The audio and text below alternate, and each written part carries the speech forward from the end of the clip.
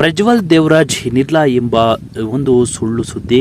ಈ ಫೋಟೋದು ಹಿಂದೆ ಅಸಲಿ ಸತ್ಯವೇನೋ ನೋಡ್ಕೊಂಬರೋಣ ಬನ್ನಿ ವೀಕ್ಷಕರೇ.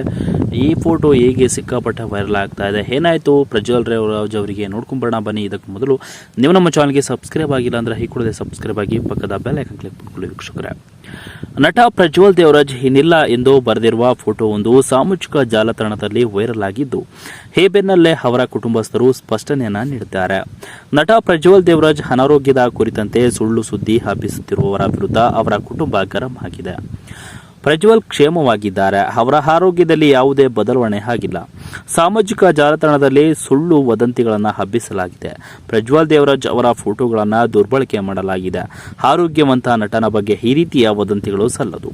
ಇದರಿಂದ ಕುಟುಂಬಸ್ಥರು ಹಾಗೂ ಅಭಿಮಾನಿಗಳಿಗೆ ಆತಂಕ ಉಂಟಾಗುತ್ತದೆ. ಕಿಡಿಗೇಡಿಗಳು ಪ್ರಜ್ವಲ್ ದೇವರಾಜ್ ಆರೋಗ್ಯದ ಬಗ್ಗೆ ಅನಗತ್ಯ ಸುಳ್ಳು ವದಂತಿ ಹಬ್ಬಿಸುತ್ತಿದ್ದಾರೆ. ಇದರ ವಿರುದ್ಧ ಕಾನೂನು ಕ್ರಮ ಕೈಗೊಳ್ಳಲಾಗುವುದು ಎಂದು ಆಪ್ತರು ತಿಳಿಸಿದ್ದಾರೆ.